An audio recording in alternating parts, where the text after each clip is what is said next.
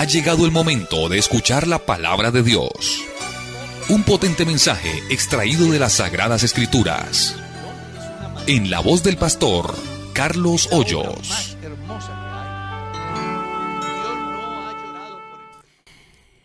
Hay una pregunta que dice, si a un pastor lo abandona la esposa, ¿él puede seguir siendo pastor?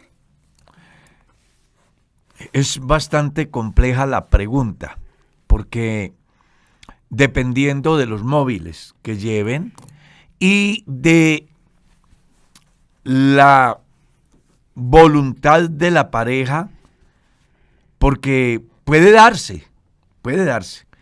Y es la oportunidad para decirle a nuestra audiencia de que los pastores son personas, que sus familias son personas que tienen emociones, que viven circunstancias, que enfrentan eventos que a veces uno pues puede llegar o un pastor puede llegar a pensar, o la esposa del pastor, que la convivencia es complicada y lo mejor es abandonar el hogar.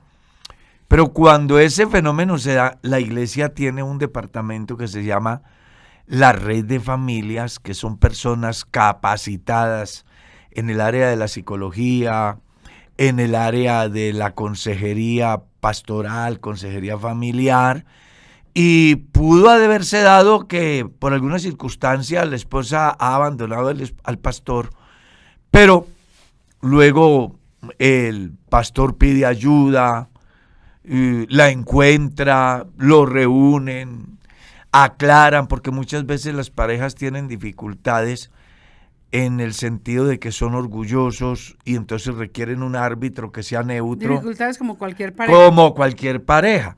Y entonces, una vez que esté el árbitro y se escucha a ambas partes, reciben una asesoría y él puede seguir siendo pastor. Inclusive la iglesia maneja esa figura hasta de darles una licencia a la pareja y colocar un consejero permanente para que vaya evaluando el proceso de convivencia de la pareja, porque a la iglesia no le interesa ni que la pareja se destruya, ni que el pastor pierda su ministerio. Entonces la iglesia provee todos los recursos habidos y por haber para que las cosas se solucionen. Esto por una parte. Por otra, es bueno que también los cristianos comprendan que las familias pastorales son familias normales, que tienen una responsabilidad mayor, pero que en ningún momento deben de mirarse como alguien que está sobre el bien y el mal, para que si llega a darse en su comunidad, ni se escandalice, ni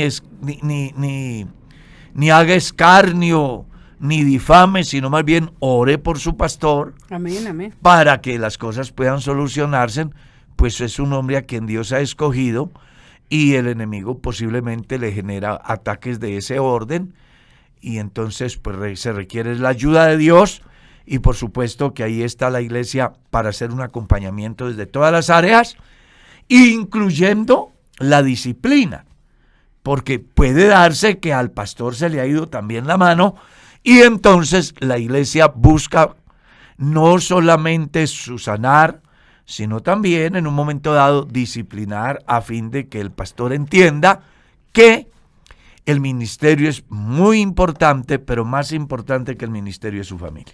Amén. En síntesis,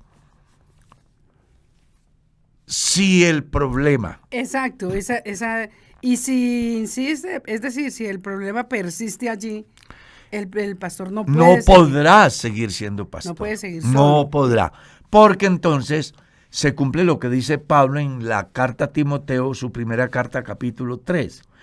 Es necesario que el ministro de Dios gobierne bien su casa, tenga a sus hijos en sujeción, porque el que no sabe gobernar su propia casa, ¿cómo cuidará de la iglesia de Dios? Entonces, cuando la iglesia hace todo lo que tiene que hacer y el pastor no reflexiona, entonces lo separan del santo ministerio. No podrá ejercer el ministerio. Pastor, ¿por qué Satanás tentó a Jesús en el desierto? ¿Satanás sabía que Jesús era Dios? No, Satanás no sabía que Jesús era Dios. Satanás sabía que Jesús era un líder, era un hombre interesante, pero no sabía que era Dios. Porque si él se da cuenta que es Dios, no se atreve a hacer las ofertas que hizo y a buscar que Jesús cayera. Simplemente lo miró como otro hombre en la misma condición de Adán y pensó que podía seducirlo y hacerlo fracasar para él quedarse de una vez por todas con el dominio de toda la creación. Amén. Pastor, un niño que ha nacido en la iglesia, ha hablado en lenguas, pero no ha sido bautizado en agua, ¿puede estar en el altar cantando? Y esa es la pregunta. Dependiendo de la edad del niño también, porque hay personas que le llamamos niños a los adolescentes. ¿Está claro? Entonces ya cuando una persona comienza a tener capacidad de establecer la diferencia entre el bien y el mal, y además sabe qué es pecado, Pastor, y que debe de arrepentirse. ¿Cómo a qué edad uno? Bueno, en el orden bíblico, las personas comenzaban a ser responsables a partir de los 12 años. Un ejemplo de eso es el que enseña el Evangelio de Lucas, cuando Jesús cumple sus 12 años y inicia su vida social en el templo. Después de los 12 años, en esa cultura, el individuo es responsable a tal estado que inclusive puede casarse, porque se supone que está en condiciones de asumir compromisos. Entonces, creo, no es una postura de la Iglesia Pentecostal Unida de Colombia, porque es un concepto personal. Es un concepto personal. Creo que hay muchos niños en la iglesia que participan en actividades del culto, como es el caso de las clases de escuela dominical, donde suben a la parte superior del escenario para dar la demostración de lo que aprendieron. Y eso es un servicio a Dios. ¿Está claro? Sí. Entonces, una cosa es cuando se hacen aquellos eventos, otra cosa es cuando se le entrega responsabilidad a un niño como tal. Creo que en ese caso el niño, entre otras cosas, no niño sino adolescente, sí ya debe de haber tomado la decisión de ser bautizado. Amén.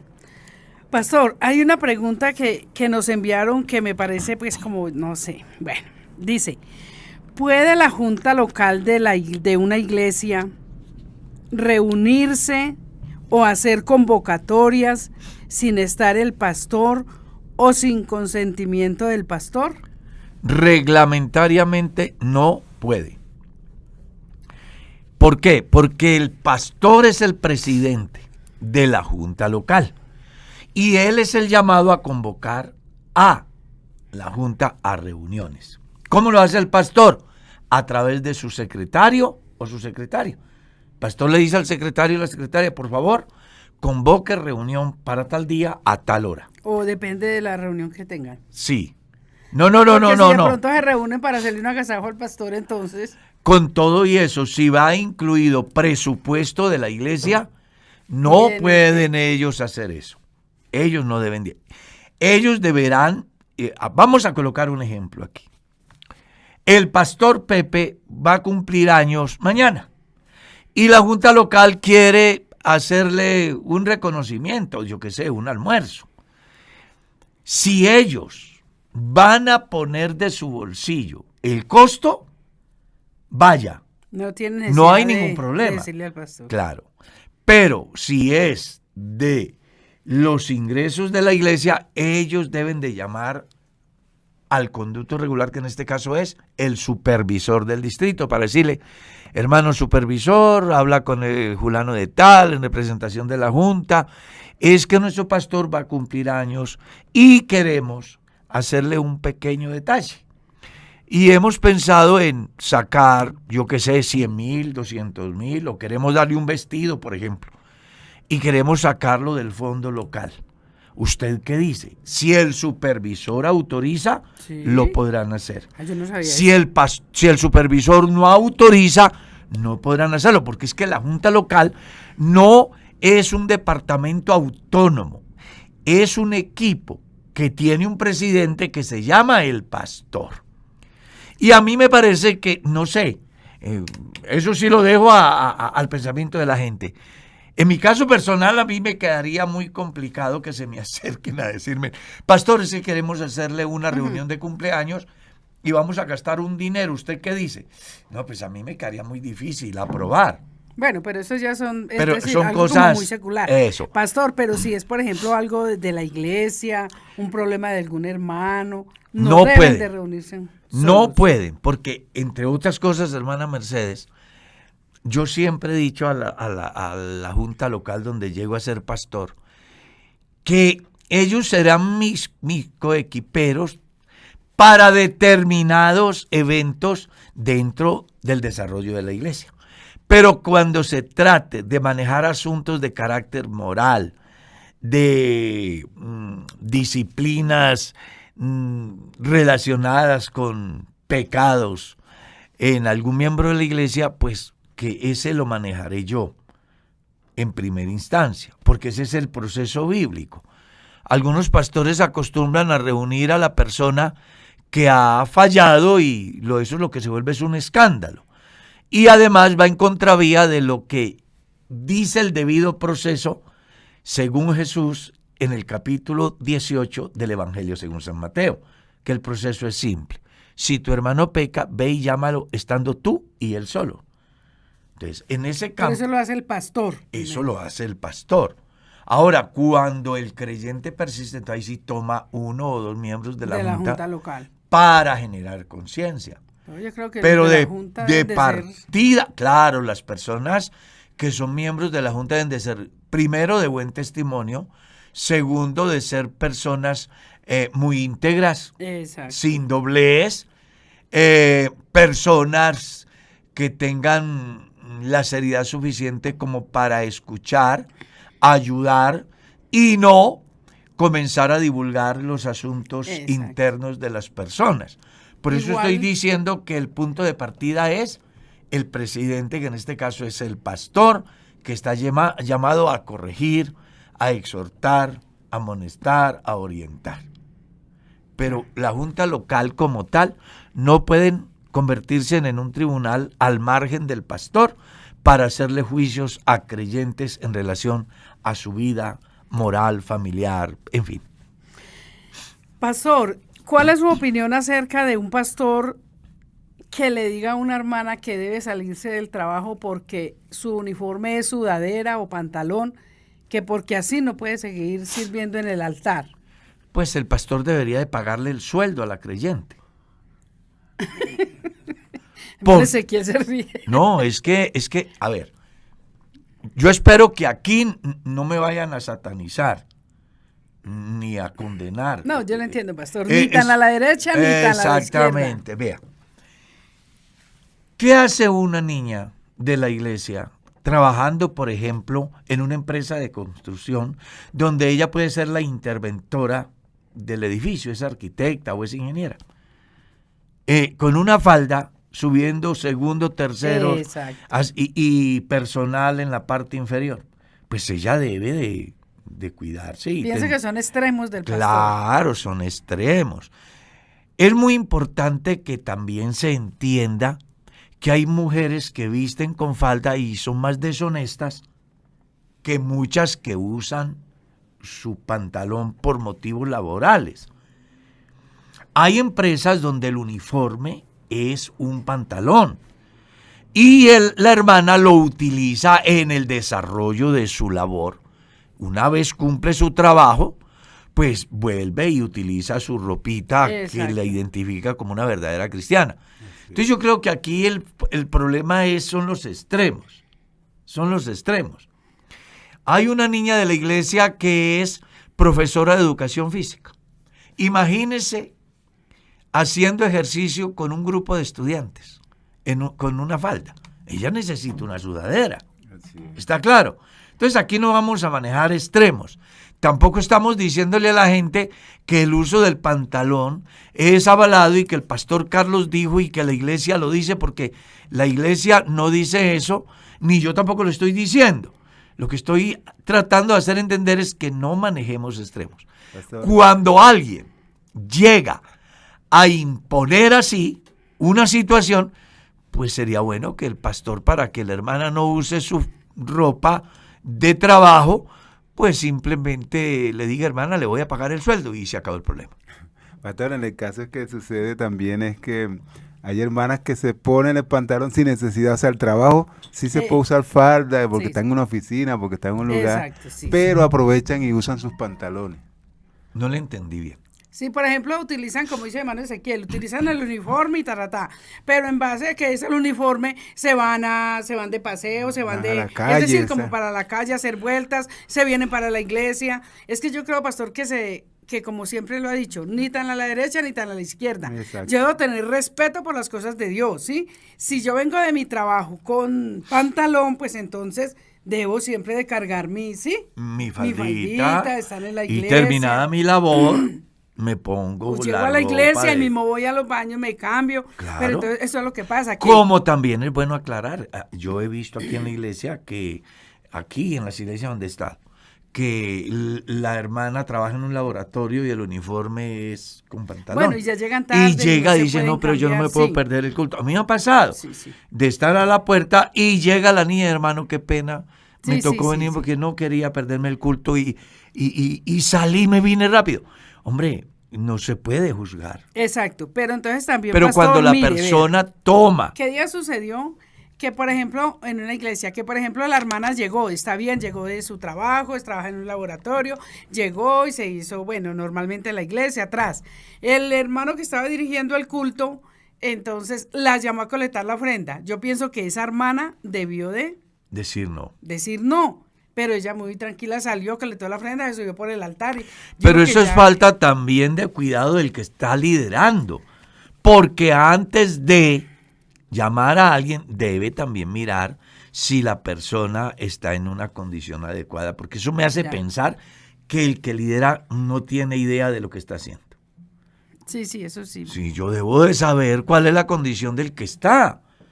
Porque, hombre, pero se trata de un evento. Decirle a una hermana que se tiene que salir del trabajo, tiene que dejar su trabajo, porque no. Como tampoco escandalizarla porque vino en esa facha al culto, porque uno debe de entender que a lo mejor acaba de salir, no le quedó tiempo de llegar a su casa y llega precisamente cuando el culto ya ha iniciado. Pues uno lo que tiene es que valorar la vida devocional de ese creyente. Amén. ¿Ya? Y antes de juzgar, antes de condenar, más bien orar para que Dios le apareje un trabajito donde la hermana pueda vivir su vida de fe de una forma que ni su conciencia se vea afectada ni afecte a la conciencia de los demás. Amén. Bueno, pastor, tenemos otra pregunta como, ¿está bien que un creyente de la iglesia confronte a su pastor? O sea, cuando el pastor esté predicando, que le interrumpa el mensaje o la reunión para hacer algún reproche o algo, o decir algo en el culto o en la reunión que están haciendo. No está bien por varias razones. La primera, el pastor es la autoridad de la iglesia. En ninguna parte dice la Biblia que el pastor se sujete al creyente.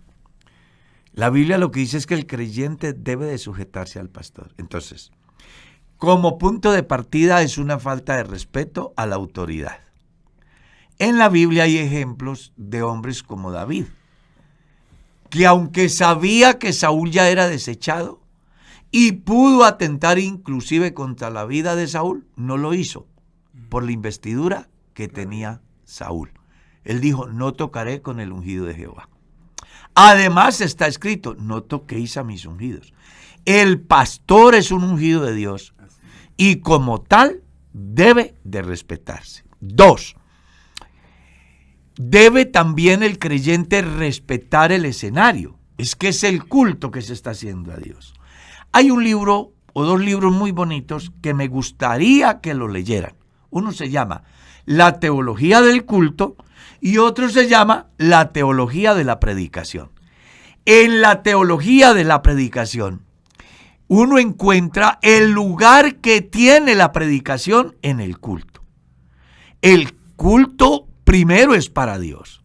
En segundo, en el culto es donde escuchamos a Dios a través de su palabra.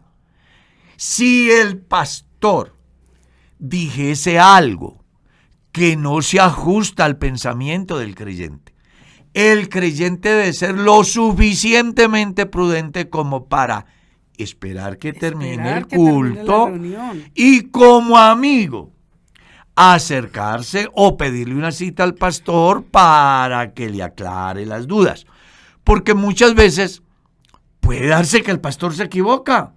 Claro, es que el pastor es una persona que está sujeto a aciertos y desaciertos, a veces involuntarios porque tiene una visión de determinada circunstancia o evento diferente a la del creyente y a lo mejor diferente a lo que la Biblia dice, porque también hay pastores que a causa de la presión tradicional o a causa de la falta de conocimiento pueden decir cosas que riñen con el pensamiento de otro creyente en la iglesia. Pero eso no le da pie al creyente para confrontar al pastor, porque en primer lugar le está faltando al respeto a la autoridad y en segundo lugar está causando un desorden en el culto, que el culto debe ser para Dios, y en tercer lugar está generando un malestar dentro de la comunidad y al final el único que va a ganar es el enemigo, porque los comentarios serán: el pastor no sabe, o ese creyente tan rebelde, o qué problema, es mejor no ir. Entonces, el creyente debe de respetar la investidura del pastor. Y una vez que termine la disertación del pastor, el culto, pídale una cita, siéntese con él y con mucho respeto dígale: pastor, yo lo admiro, usted es una gran persona, pero me generó una inquietud la enseñanza que dio determinado día en la iglesia con respecto a esto, pero a esto. ¿cierto? No, por eso le pide una cita al pastor. Exacto. Le dice: pastor, tengo una necesidad de hablar con usted. ¿Qué día me puede atender en su oficina? El pastor le dirá el lunes, el martes, el miércoles, y allí se reunirán el creyente dentro de los parámetros del respeto a su pastor, porque es su pastor, es la autoridad puesta por Dios. Sí. Con aciertos y desaciertos, pero es la autoridad puesta por Dios. El creyente debe reconocer lo bueno del pastor, pero también mostrarle de manera respetuosa la inconformidad en relación a determinada temática que se manejó en determinado culto y que él no quedó satisfecho y por lo cual requiere una explicación más a fondo. Porque el problema es que también hay creyentes en las iglesias que creen que se las saben todas, como también hay pastores que creen que se las saben todas. Entonces aquí tenemos que aprender a hacer algo que no nos gusta, pero que es una enseñanza de Jesús. Aprended de mí que soy ¿qué? Manso y humilde. Sea pastor o sea creyente, deben de tener esa virtud que da el Espíritu Santo en la vida del hombre para aceptar que se equivocó, para reconocer que el otro, aunque sea un creyente y yo soy el pastor, hombre, el hermano tiene razón. Porque de eso se trata la vida cristiana. La vida cristiana no se trata de estar en discusiones que causan molestias. Pablo le escribe a Timoteo y dice: evite esas discusiones que lo único que hace es generar malestar en la comunidad y contribuye con la perdición de los creyentes. Exacto. Entonces no, llame a su pastor después del culto, pídale una cita y hable con él. Es muy posible que el pastor haya dicho algo que riñe con lo que usted piensa, pero es muy importante que usted escuche al pastor el por qué lo dijo y se saque de su cabeza como creyente el prejuicio de la tradición o el prejuicio de el determinado manejo que da determinado líder a determinada temática, para tener la capacidad de escuchar de una manera abierta a su pastor. A lo mejor su pastor tenga razón. Como puede darse que el pastor no tiene razón. Y como el pastor es un tipo humilde, diga: venga hermano, de verdad, hoy he aprendido algo. Yo como pastor, por más de 4 décadas, aún me he sentado a hablar con hermanos que me han hecho consciente de cosas Sí. que yo he dicho y que yo he hecho que no están bien. Para mí no se han convertido en mis enemigos, porque el hecho de que alguien piense diferente a mí, tenga una visión diferente de manejos conceptuales con respecto a determinados textos de la Biblia, no pueden llevarme a pensar que son enemigos. Simplemente tienen una estructura de pensamiento diferente, pero no afectan la salvación.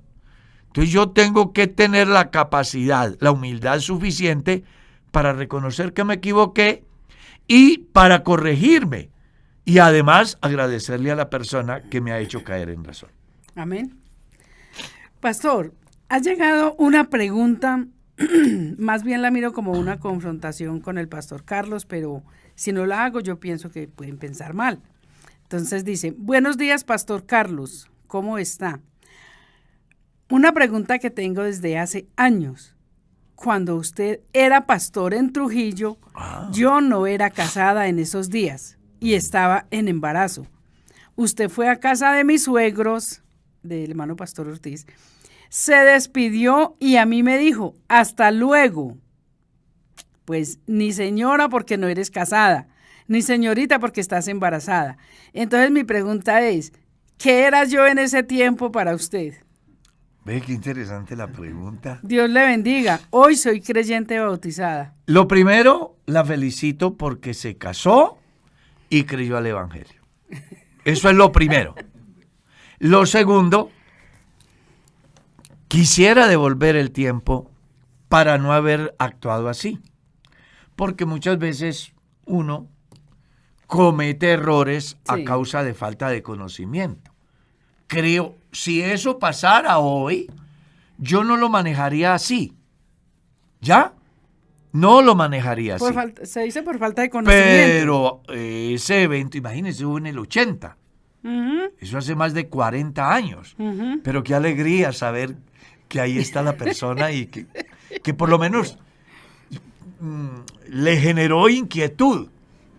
Aunque le dije una verdad, no fue la mejor manera de hacerlo. De antemano le ofrezco excusas. Pero la felicito porque hoy está en Cristo, es mi hermana, arregló las cosas y nada, para adelante, el futuro nos espera en Dios. ¿Qué eras en ese tiempo? Una persona no convertida. Que gracias a Dios... Pero le respondiste la pregunta. Sí. Era una persona no convertida. Era una persona no convertida. Que cómo debí de haber tratado. Bueno, yo creo que pude haber dicho hasta luego, feliz tarde, en otro día volveremos a hablar, te espero en la... Hay muchas maneras. Pero es que el pastor Carlos tiene un problema, hermana Mercedes. Creo que usted no lo conoce. Y es que soy muy tímido y no soy espontáneo. Y entonces eso a veces le hace a uno, como dicen por ahí, le hace una mala jugada.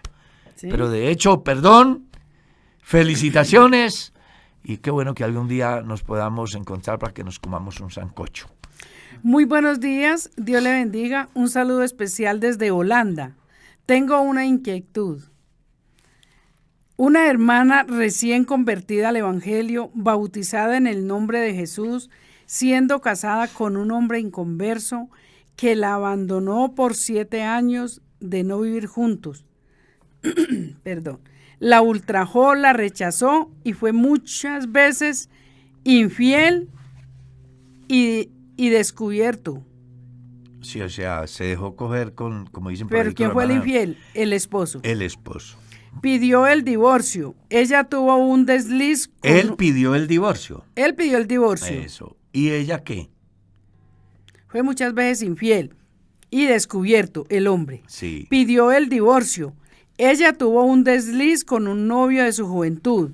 Hubo un encuentro entre ellos de un día sin haberse consumado el acto de adulterio. Él nunca se enteró. Su esposo se divorció de ella. Esta hermana conoció a un hermano de la iglesia y se dio una oportunidad. Se casaron. Ella piensa que está sufriendo las consecuencias de su pecado en su actual matrimonio, por lo que dice Lucas 16:18. ¿Esto era así? Es que hay varios casos. Pero que sí, Hay es como una tres. epístola ahí. Sí, es una epístola. Hay 3 casos ahí, sí, en lo poco que pude entender. Número 1, hay una pareja, se han casado. Sí. En el matrimonio, el tipo le es infiel varias veces. Ujú. Número 2, La trataba muy mal. por eso. Número 2, el tipo toma la decisión y se De divorcia. Número 3, algún día ella se enamora de alguien y tiene un desliz, dice ella, aunque no consumó No cometieron adulterio. no, Pues no se consumó el acto. de acto, pero de conciencia sí, Ujú. porque pues imagínate. Luego ella, ya libre, porque el tipo se divorció de ella, entonces ahorita se encuentra con un hermano de la iglesia, se enamora y se casa. Parece que no le está yendo tan bien en el matrimonio porque dice, estoy recibiendo las consecuencias. Exacto. Entonces ella piensa que es el resultado de lo de ayer. Mi estimada hermana, lo primero que vas a entender es que en el momento que yo recibo a Jesucristo como mi Salvador personal, mi pasado no existe.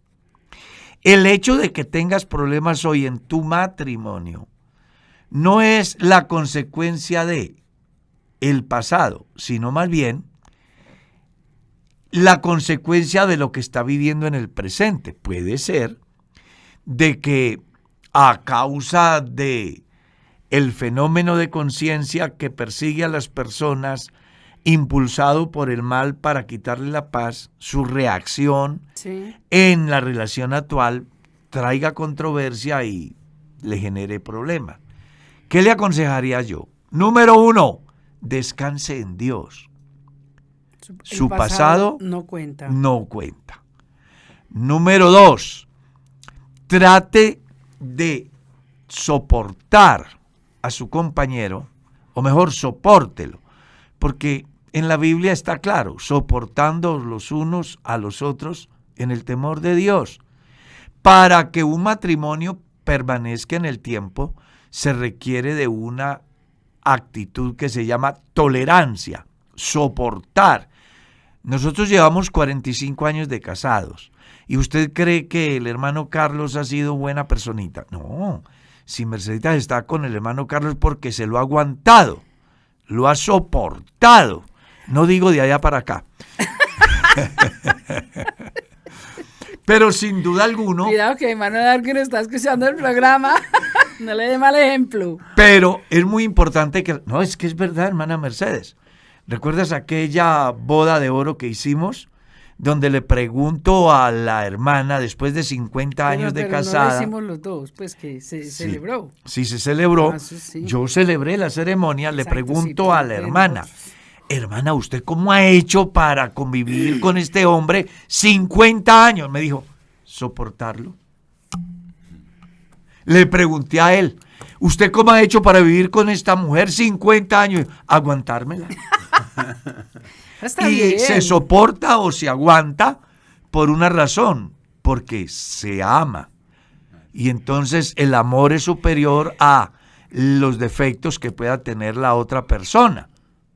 ¿Está claro? Entonces, lo que usted está viendo en su matrimonio es apenas lo normal de los matrimonios, que hay aciertos y hay desaciertos. Entonces, en los aciertos vamos a disfrutar al máximo y en los desaciertos vamos a sentarnos a hablar, a buscar soluciones, reconociendo, valorando lo bueno del otro o de la otra persona. Sí. Porque casi siempre nosotros miramos lo negativo del otro y no nos detenemos a pensar en todo lo bueno que el otro nos da. Entonces no manejemos extremos. No pensar que es un castigo de Dios. No. Todos los matrimonios a lo largo de la historia hemos tenido dificultades. Adán y Eva, Abraham y Sara, Isaac y su mujer, Elizabeth y Zacarías, José y María, mi papá y mi mamá, Merceditas y yo y mis hijos y los hijos de mis hijos. El problema no es que hayan problemas en el hogar, perdonen la redundancia. El problema va a ser es que yo, siendo tan inteligente, no sea capaz de superarlos. ¿Y cómo lo supero yo? Cuando entiendo que como hombre o como mujer inicié una etapa en la vida con otra persona, la cual ve diferente, piensa diferente, tienes gustos diferentes, y que yo debo de morir de alguna manera a mi propia manera de ver, a fin de darle importancia a lo que el otro piensa y gusta, sacrificando muchas veces cosas, que en eso radica la tolerancia, y en eso radica el amor. Dios nos tolera a nosotros porque nos ama. Entonces yo creo que el punto de partida aquí es amor. Si amas de verdad a tu pareja, independientemente de que tengas dificultades, vas a sobreponer lo bueno de él por encima de la parte negativa. Amén. Pastor, ¿cómo manejar la situación con aquellos hermanos que cada vez que se le acercan a uno siempre es hablar mal de alguien, incluso hablar mal del pastor?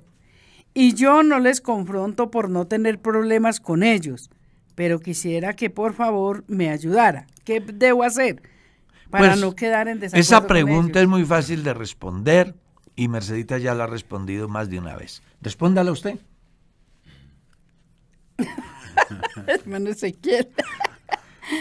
Pues yo qué digo, pues uno a través de todos los años que Dios le ha dado la oportunidad de servirle en el alto ministerio, no solamente es una persona, sino muchos hermanos de la iglesia que siempre se acercan y es hablándole mal de alguien. Pues yo a varios les he dicho, pues vamos a orar por el hermano, vamos a orar por la hermana, porque Dios tiene misericordia. Amén. Y nosotros no podemos juzgar porque después de que un hombre de esos así, o una mujer así, uno la ve hablando, y después de que uno la vea postrada en el altar clamando a Dios, uno no lo puede juzgar. Entonces lo mejor que podemos hacer es orar por esa persona.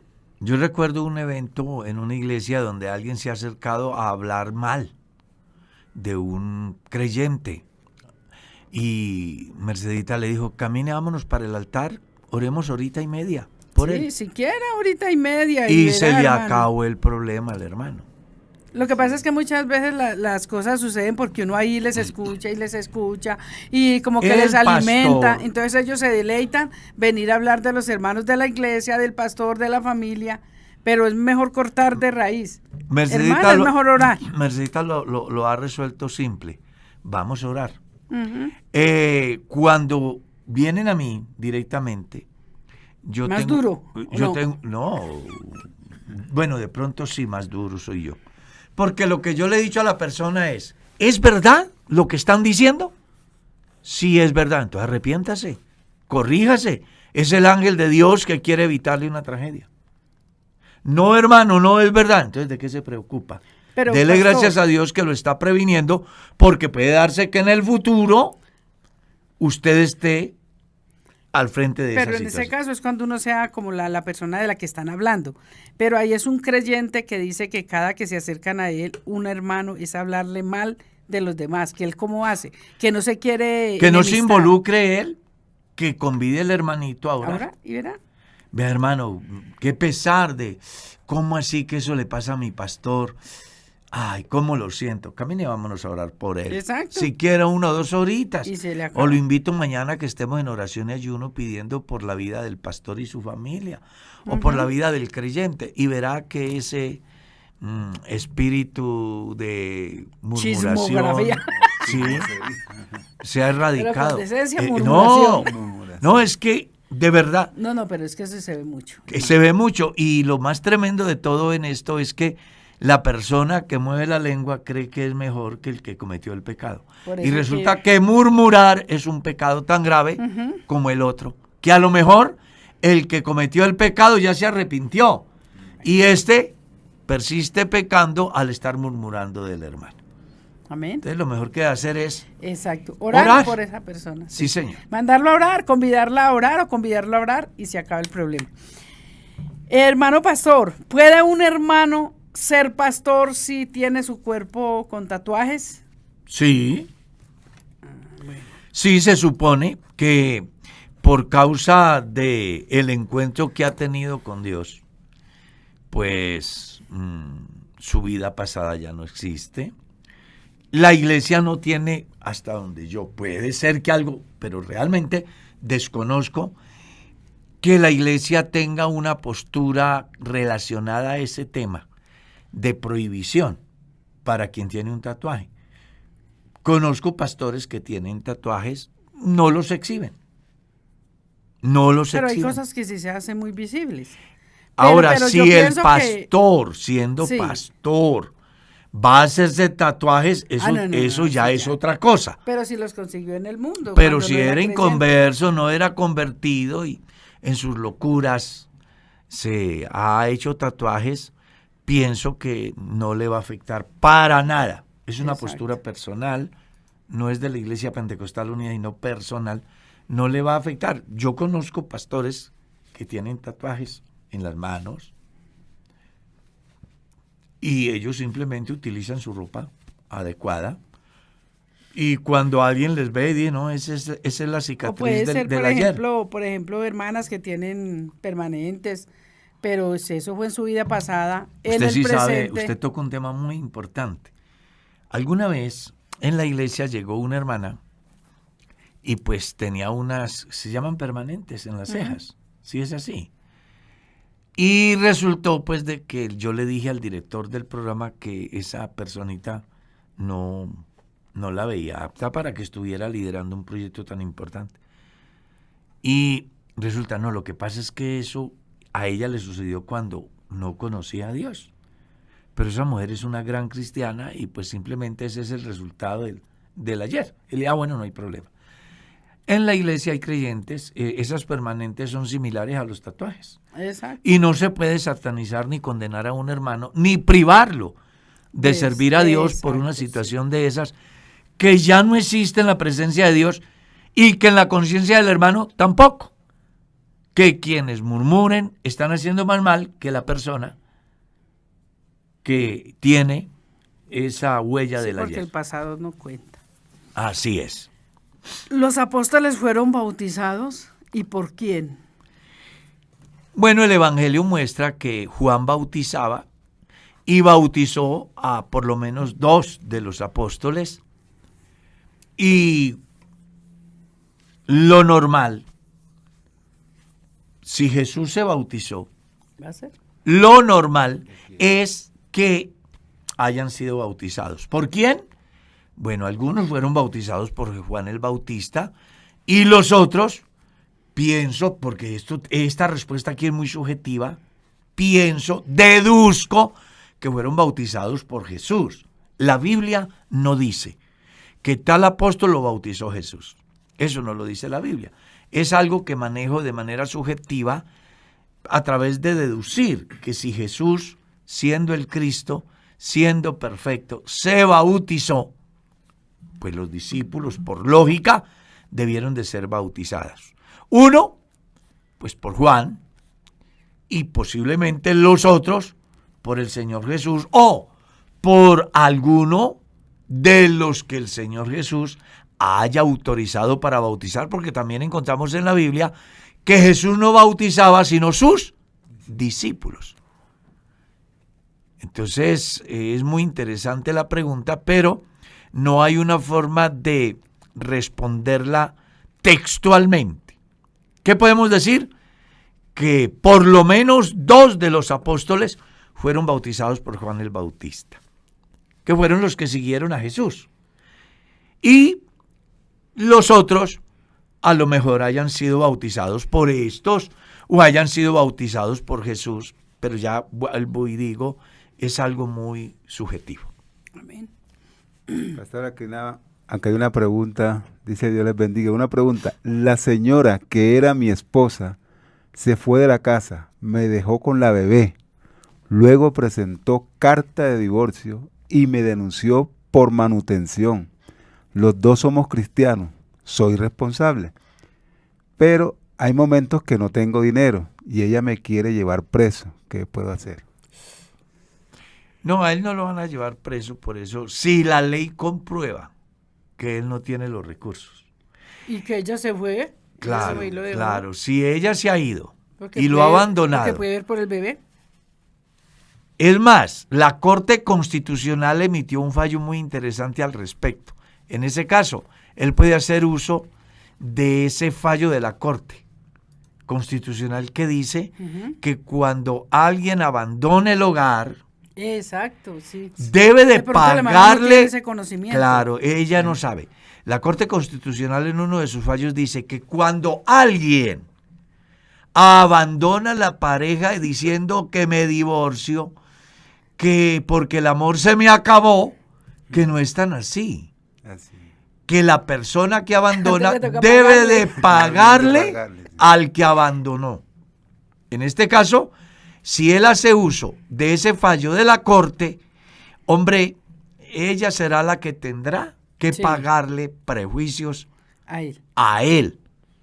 Porque la Corte dijo que es como cuando se hace un contrato, donde existen, ¿cómo se llama ese manejo? Se me fue. A ver, vamos a simplificarlo. Yo compro una casa y coloco unas arras, que es el equivalente al 10 o al 20% del bien inmueble, para que en caso de que uno de los dos se quite del negocio, el que se quita está llamado a pagar esa sanción. Entonces, algo así dice la Corte. Si asumió el compromiso del matrimonio y mañana dice que se le acabó el amor y que se va a divorciar, la persona que toma esa decisión debe de pagarle los perjuicios a la otra persona. Yo le recomendaría al hermano que haga uso de ese fallo y que además tenga en cuenta que no lo podrán llevar preso si él logra comprobar que no tiene ingresos. Si él logra comprobar que no tiene ingresos, ¿ya? Pero si usted tiene ingresos, es apenas un deber de padre o de madre ver por sus hijos. Y si, teniendo esos recursos, usted no cumple con el deber, existe esa posibilidad de que vaya preso. Y me parece justa además, porque si somos tan machos para engendrar, para concebir, seamos también lo suficiente responsables para ver por nuestros hijos. Amén. Pastor, ¿por qué hay iglesias del nombre que celebran la Navidad? Bueno, eso habría que preguntárselo a ellos. Yo no estoy en condiciones de responder esa pregunta, porque realmente, pues, no soy juez, ¿no? Cada comunidad cristiana tiene su propia normatividad y sus puntos de vista con relación a este tiempo. Yo he visto inclusive algunos en las redes sociales condenando a quienes no la celebramos.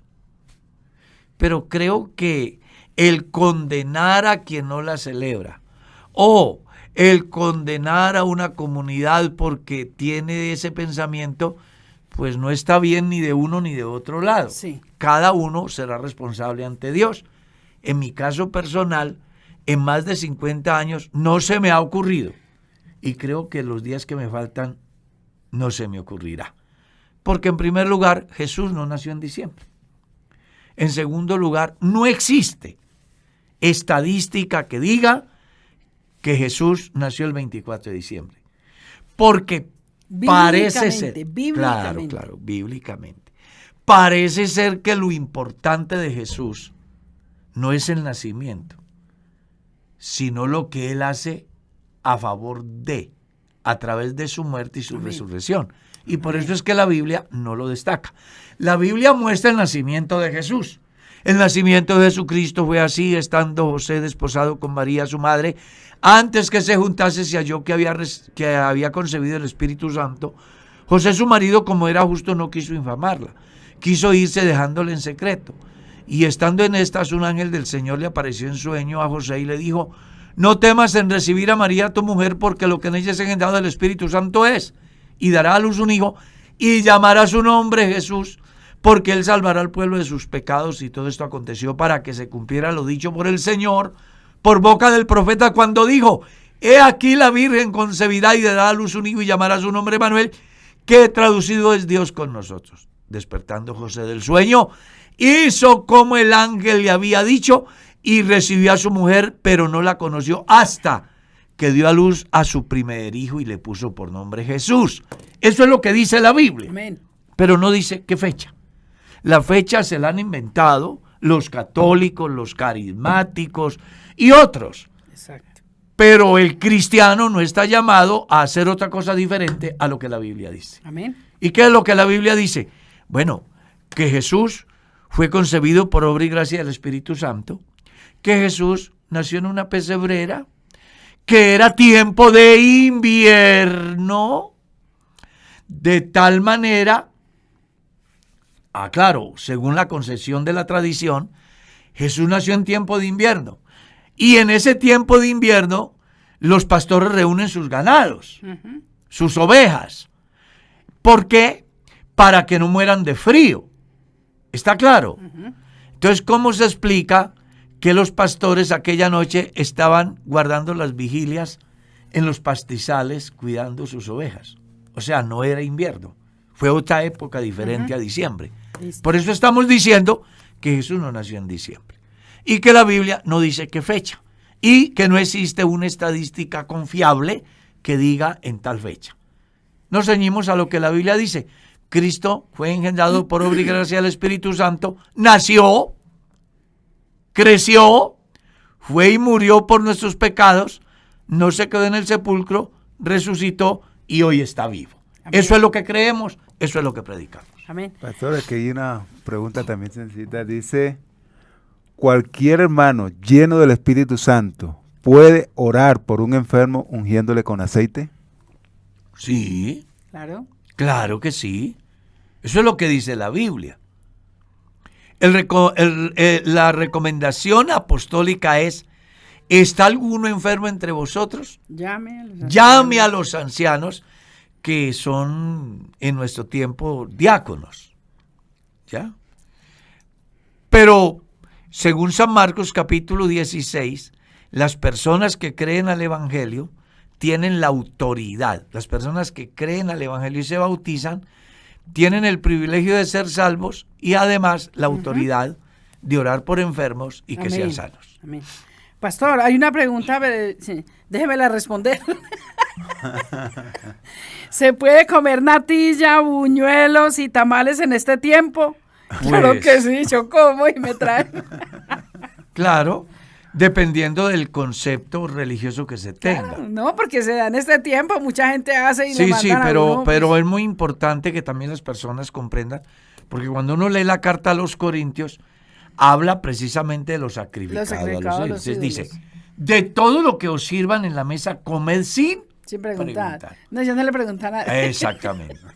Pero si el que nos sirve a la mesa llegar a decirnos, esta cena es en honor a X, Y o C de tal concepto religioso, el deber del cristiano es no comerla por causa de conciencia. Él tiene la oportunidad para evangelizar. Aunque le cuento una cosa, que hoy la gente conoce. Sí. La gente conoce. Y quien no obedece el evangelio no es porque carezca de conocimiento, sino porque ama más las tinieblas que la luz, porque sus obras son malas. Amén. ¿Podemos hacer otra pregunta? Claro. ¿Cómo se le puede demostrar a un ateo que Dios sí existe, si ni siquiera cree en la palabra de Dios? Lo primero es que nosotros no estamos llamados a demostrarle a nadie la existencia de Dios, ni Dios mismo busca obligarnos. No. Hay una figura en Dios que es muy interesante, la simplicidad de Dios. Cuando hablamos de la simplicidad de Dios, entonces vamos al Génesis 1, que de una manera clara comienza con Dios, sin prólogo, sin historia, sin prehistoria, sin argumentos. ¿Y por qué se hace así? Porque esto de Dios no existe forma de explicarse. A Dios en sus diferentes expresiones o teofanías sí las podemos explicar, pero Dios como esencia no se puede explicar. ¿Por qué?